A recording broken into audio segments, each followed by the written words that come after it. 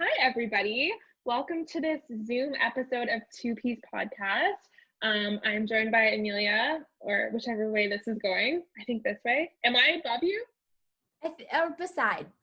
Cool. Okay, I'm joined by Amelia. I'm Carly. And today we thought that we would chat about something that we've been going through for the past couple of years anyways. We're both in the same Master's of Counseling Psychology program. And I have had a lot of people that have come to me and kind of asked me about not necessarily our program, but what it's like to be in a master's program in general and what that looks like and maybe how that's a little bit different from being in an undergrad. So we thought that we would just take some time today and kind of go through our experience anyways. Obviously, every program is going to be a little bit different, but we thought that we would kind of go through what our experience has been. Mm-hmm. I think it's super valuable. Like, I loved how you brought this up because I think with school, I always like going through the program. I don't really share the experience with people because I don't know if people want to hear about it or if they find value in understanding it. But I feel like if I was watching this and it was a few years ago and I was thinking about applying to a master's, I would have wanted to hear the realities of it because being in my second year, I know you're in your third year, I had no idea what the demand was going to be. So I'm really grateful, I think, that we're going to have this platform to kind of chat a little bit about it, maybe give some people like the reality of what this program actually entails and what it takes to be in a master's program. Yeah, no, totally. And yeah, so people often right off the gate, they're like, is there more work involved? And I mean, it depends on what program you're used to. If you're used to a typical undergrad program with 4 classes, like for example, we have 2 classes per semester. Is the workload, would I say that I felt like the workload has been more? Yes, I have, because you're held to a different standard and the expectation on you is higher. You're in a master's program, like you're going to be a master of something or you're training to be a master of something. So of course there are different expectations placed on you. I felt, and Amelia, I know that we'll get to your side of things because I have a different perspective than you would. We're different people, but I felt that I mean, no, I didn't feel that. I am doing better in this program because these are things and concepts that we really, really want to learn. And so we're dedicated more, we're more invested, we're more motivated. We're not just a number as well, which I think is really helpful. We actually like have a name. There's far less of us, right? Interacting, having that connection and that teacher time, that one-on-one time that maybe you wouldn't normally have if you were in an undergrad program. I do feel like I'm succeeding because I'm more passionate about the topics I'm learning. I'm not taking stats 151 because I have to take stats 151 to take this other course, right? I'm not having to take computer science or calculus or all of these things. Yeah, Amelia's vomiting. So we're taking things that we're really invested in learning and things that are going to help us succeed in our future goal, which is to become a psychologist. I don't know if you want to kind of like speak to your experience with that. Mm-hmm. The reason I gestured that for computing sciences was because I took a computing sciences class in lieu of taking like another stats class or a math class because I thought it would be easier. Joke's on you, man. Oh my gosh. Anybody who's a computing science major, I have so much respect for because I don't know what the heck is going on in that class. You're here now, like it's just a testament to like you take things that you really hate and are not interested in, like you're not going to do as well. At least that's what I found anyways. Absolutely. I had no interest in it. But yeah, I feel like being in a master's program it's tough. And I think that the biggest thing that I didn't understand was how sacrificial it was going to be. I kind of had this romantic notion in my head that I'll go to school for 8 years and, I'll be like a broke student, but everything's going to be okay. But then this year, back in October, I decided to move out of my parents' house because, I was 26 and thought it's time. And then I started to work, an extra 10 hours a week instead of the other minimal hours that I had before that because I have to pay rent now. So trying to balance working more and being in school and all the responsibilities of living on my own, it kind of just came down on me this year.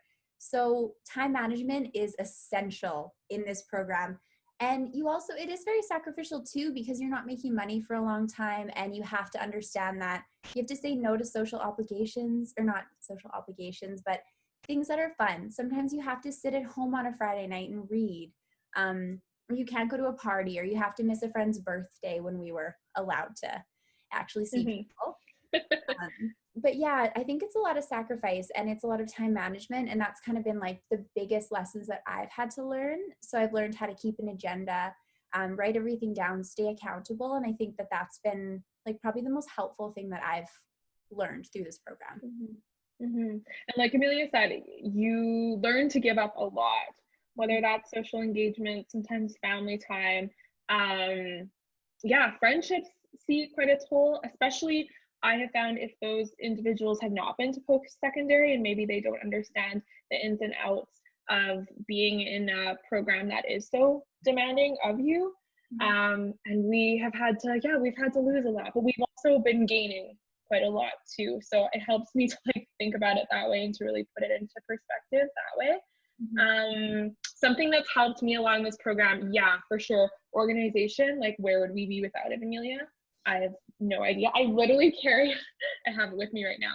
Every meeting, like even though we're podcasting, I bring my agenda with me. I bring it everywhere, and I like to keep one that's kind of like a little bit smaller and not as chunky. Ah, yes. See, there you go. I love it. Yeah, I try to keep it like as small as possible so that if I'm like even going to lunch with someone, not that we would do that in what's going on in the world right now, but I could just like throw it in my purse and just have it with me all the time. So that's been really, really helpful.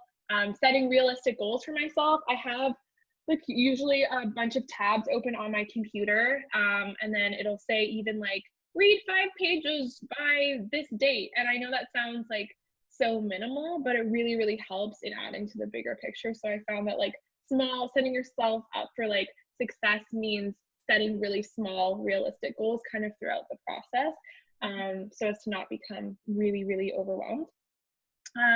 What else has been helpful? Organization, we talked about. Asking for help. Throughout my undergrad, I felt like just a number because you are, especially when you're in lecture halls full of like 400 plus kids. And so I didn't feel necessarily that I had a true voice, and I didn't feel comfortable for the most part going to teachers asking for help.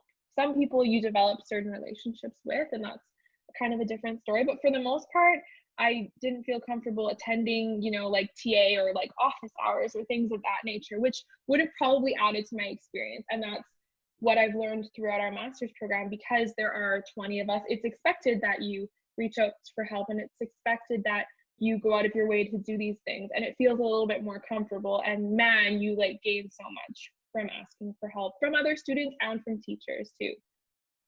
I would attest to that so much too. I remember this situation I had in my undergrad. I was taking a history class, and it was such an interesting class, but I wasn't getting it. So I went to office hours because I hadn't done very well in the midterm, and I went to the office hours and I talked with my professor, and we went through my test, and I just said, I'm just not really understanding this material. Like I'm really trying, but I'm not grasping it.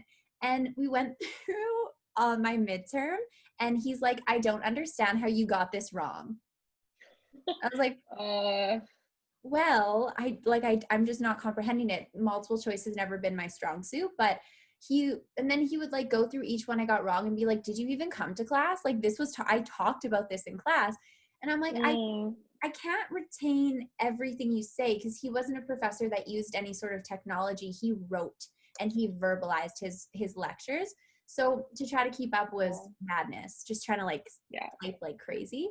But yeah, there's that depersonalization in an undergrad. So with a master's, I agree. It's like you have a small cohort of people, anywhere from like, 15 to 20 people. You're expected. Teachers will actually like be upset if you don't ask them questions, because they want you to do well. And I think that's the biggest difference, because I've always struggled academically. In high school, I had like 2 teachers tell me I would never get any post-secondary education. And because I wasn't doing very well in school, and for them, I think that was rude of them to say, but it was kind of just factual. They looked at my grades and they thought, well, this isn't going to happen for you because you're not smart enough on paper. And so I struggled a lot through my undergrad, but in the master's program, it's easier in a way. Like, you're more engaged with the information, you enjoy the information more. So it's kind of easier to get better grades because you're motivated to actually want to learn. Right. And with, you brought up that good point about like having so much multiple choice within your undergrad. And really, multiple choice is just you regurgitating information. And a lot of the time, our neurons aren't really like super attached to the new information because there's so much coming at us throughout that process. Maybe you're enrolled in 5 classes, which is a lot. It's a lot to take on. It's a lot for your brain to take on, especially if you're not really motivated, passionate, interested in that topic. And so when in undergrad, you're kind of regurgitating this information. I found anyways that in the master's, I was putting that information kind of that I was learning or trying to absorb into my own words, and learning it in a different way. And it made it more meaningful. I completely agree with that. And the fact that in a master's program too, like, you're writing more papers and you're doing presentations, we have very few tests. And honestly, like, I'm not sure if it's just because of COVID, but when we have a test, it's open book. So, I mean, they're more complex. It'll be a case study, and then they'll say, like, what would you maybe diagnose this as, or what would be a treatment plan or something. So it's not like it's an easy question, but you have your textbook material in front of you, because they're not just testing your regurgitation of information. They actually want you to apply it to the situation, and they want you to use your notes. They want you to do well. And that's been the biggest difference that I've noticed, is that you're not just this number where, 4 people fail in the class, 6 people get C's, D's, A's, B's, everything. It's like they want you to pass. That's good for their reputation too, for you to pass. And they want you to, because they see value in you as a person, and you get a lot more one-on-one attention, especially if you seek it. You'll get that attention. And yeah, I think it's more difficult because it's more work, but it's work that you actually enjoy doing. So it becomes easier. Yeah, no, totally. That's an important point. Another thing I wanted to bring up too is that it can be really easy to feel like engulfed in a program of this nature, because it can feel a little bit heavy at times, and you're trying to absorb all this new info. You're trying to read as many books and attend conferences and collaborate with other people. It can feel a little bit overwhelming. So something that's been really important for me is to set aside time to enjoy doing other things, because or else I could be sitting here all day on this lovely Friday afternoon, and I could be like writing notes, and I could be trying to like get ahead and all of that. And while that is very important and fundamental, like, you have to set aside time to enjoy other hobbies, to enjoy other people, to enjoy other things and experiences. I agree. Just having that balance. I think in my undergrad, there was times when I took my education too seriously, maybe because I had to, because I was just, and I wanted to touch on this too. Sometimes, like, our brains work differently. So I would have to study for 2 weeks, and somebody could study for 2 days, and I'd probably get a lesser mark, just because of the way my brain works. Like, it takes me longer to process information. But I almost went too far on the other side of taking too much time to study, that I didn't really have a social life for like the 5 years I was in school for. I mean, not entirely, but I didn't see many people, and I sacrificed a lot. And then coming to the master's program, I didn't want to do that again. There's moments that I had to say no to people, and of course there's sacrifices to be made, but to say, okay, I'm going to take 3 hours today to see a friend, because I could sit here for like 8 straight hours and study, or I could have a little bit of a break, come back refreshed and renewed. And there's nothing wrong with that. I think it's, And then, yeah. And in the long term, like, that's going to help your studying out way more than if you were just to sit there. And that's something that I found really hard in undergrad, because you're right. You would walk into the library, let's say at the University of Alberta, and everybody would be so anxious, like so hyper focused, so hyper anxious, taking their Adderall and whatever, and sitting there for like the entirety of the day, the whole day. And you could go away, get lunch, come back, people won't eat, people won't sleep, and that's actually doing your brain a huge disservice. And I think a lot of people do that too, especially like I found a lot of people to do that in their first and second year, because this is a whole new experience, and they think that that's what that takes. And the truth is, it's not healthy, and it's not great for brain development. I completely agree. I made that mistake in high school too, where I would spend like hours and hours and hours on something, and I would actually do worse on it because I would overthink it and my brain would get confused, or I'd study for too long and then I'd write the test and I'm trying to figure out an answer, but there's so much information in my brain that I can't filter through it.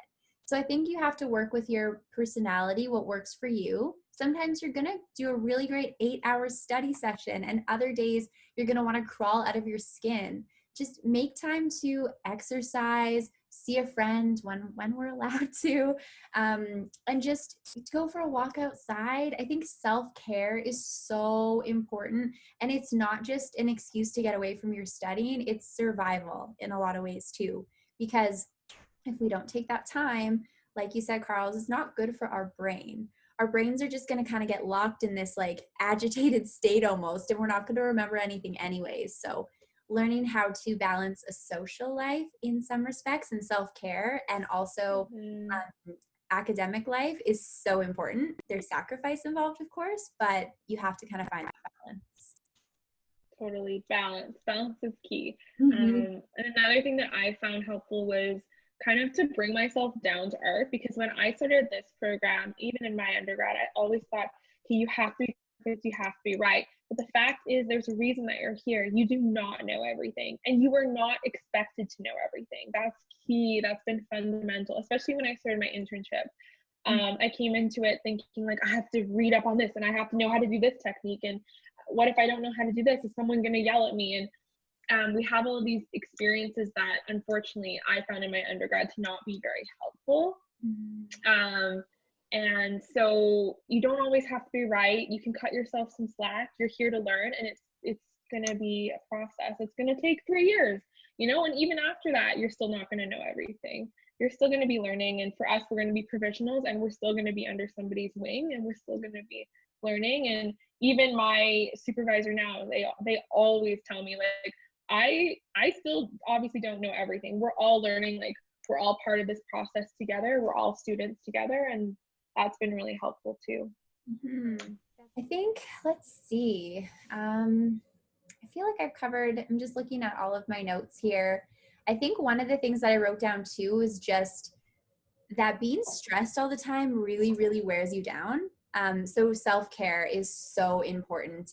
The way that I provide self-care for myself is trying to get a lot of sleep. Sometimes it's not possible when you're up until 2, 3 in the morning finishing a presentation. I'll validate that. But trying to get a proper sleep. Exercising to me is very, very important. I mean, the gyms are closed right now where we live in Alberta, which is very, very sad. But even like a walk or skating, I've been doing a lot of skating lately. That's a really good way to exert some exercise as well, kind of get those endorphins flowing, fresh air. Make room for fun when you can too, like we talked about, not to make the program your whole life, because it's really easy to make it your whole life. So outside of work and school, also just make time for fun things too. And that's going to be your survival through a program like this, or an undergrad, or whatever education you're taking. Totally. Yeah, thanks for mentioning self-care. That is like essential for sure for any program. Absolutely. It's important. I think I used to get so ingrained in school, and that's all I cared about. And I lived, breathed, and slept school. And then I burnt out at like the age of 25 and wondered why. I'm like sitting with my therapist. I'm like, I'm burnt out and I'm 25. This isn't supposed to happen for like 20 more years. And he's like, yeah, you are. Let's like take a step back. So I really had to learn that balance and not running myself completely ragged. So yeah. Awesome. Thank you for sharing that. That's super important. Absolutely. Do you have anything else that you want to add, Carlos? No, I think that's everything. Yeah, I think we're good. Good to go. Good to go. Wonderful. Well, thank you everybody for listening. Sorry about my hand gestures. They're just all over the place. No, I do the same thing. Perfect. But thank you for listening, everyone. I hope that you found value in this episode, and you kind of understood maybe a little bit more about a master's program. And if you do have questions, we're here to answer. I'm in my 2nd year. Carl's is ahead of me in her 3rd year. So if you have any questions concerning either of those phases, don't hesitate to direct message us on Instagram, reach out to us personally. we are happy and we are here to support you.